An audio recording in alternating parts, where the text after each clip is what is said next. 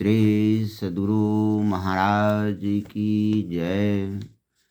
श्री सद्गुरु महाराज की जय। बंदौ गुरुपद कंज कृपा सिंधु नर रूप हरि। महामोह तम पुंज जासु वचन रवि कर निकर। प्यारी जनता, सत्संग में संतों के वचन का पाठ होना चाहिए।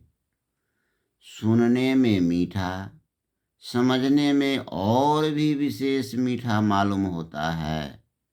पहले ध्यान बिंदु उपनिषद का पाठ हुआ। इसमें कहा गया कि पाप को नाश करने के लिए ध्यान ही सबसे बड़ी चीज है। ध्यान का आरंभ प्रत्याहार से होता है। प्रत्याहार के बिना धारणा नहीं होगी, धारणा बिना गहराई नहीं होगी, गहराई के बिना ध्यान नहीं हो सकता। मन भागता है, उसको समेट कर लगाओ, यह प्रत्याहार है। फिर कुछ काल ठहरता है, वह धारणा होती है।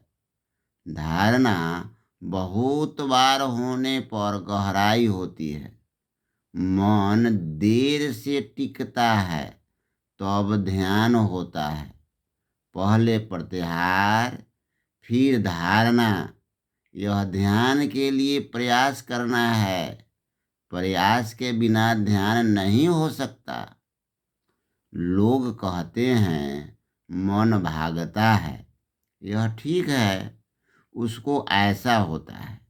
थोड़ा सा यत्न करके कोई कहे नहीं होता है तो भूल है। जितना अभ्यास करना चाहिए उतना करना जरूरी है। पहले किसी का मन नहीं लगता है, भागे तो संभाल कर रखो। यह जितनी बार भागे उतनी बार समेटो। कितनी बार समेटना पड़ेगा ठिकाना नहीं, करते करते होगा। कबीर साहब ने कहा, लखत लखत लखी परय, कटय जम फंद है।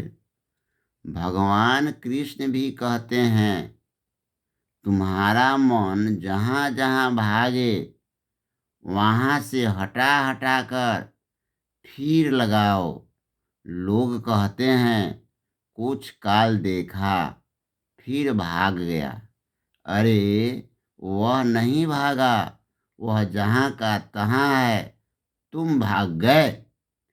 बालक भरमहि न भरमहि गृहादि। पहले लिखते समय कितनी बार हाथ टेढ़ा हुआ फिर ठीक हुआ। यह करना होगा। भजन भेद जानने वाले सब अभ्यास कीजिए, कभी निराश नहीं होइए। होगा कि नहीं, पहले प्रत्याहार होगा, उसका फल धारणा होगी, धारणा का फल ध्यान होगा। ध्यान कहते हैं मन की एकाग्रता को इतना सिमटाओ कि जिसका बाँट नहीं हो सकता, जिससे छोटा कुछ नहीं हो सकता, वह है बिंदु।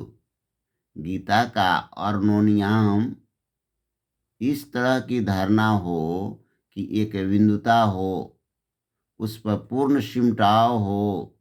यही श्रीमद्भागवत का शून्य ध्यान होगा। तत्र लब्ध पदं चित्तमाकृष्य व्योम्नि धारेत, तच्च त्यक्त्वा मदारोहो न किंचिदपि चिंतयेत। स्कंध 11 अध्याय 24 में यह कहा गया है। मुखार बिंदु में चित्त के स्थिर हो जाने पर उसे वहां से हटाकर आकाश में स्थित करें। तदंतर उसको भी त्याग कर मेरे शुद्ध स्वरूप में आरूढ़ हो और कुछ भी चिंतन न करे। मुखार बिंदु का ध्यान, फिर शून्य का ध्यान। शून्य ध्यान सबके मन माना, संत कबीर साहब कहते हैं। जब तक कोई एक स्वरूप अवयव सहित रहता है, मन की बाँट समस्त शरीर पर होती है।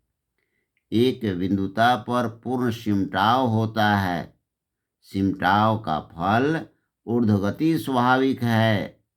जिस परिणाम में पूर्ण सिमटाव होगा, उसके विरुद्ध की ओर की गए हो जाएगी। कहने का मतलब है, जिस परिमाण में पूर्ण सिमटाव होगा, उसके विरुद्ध की ओर गति हो जाएगी, बढ़ाव हो जाएगा।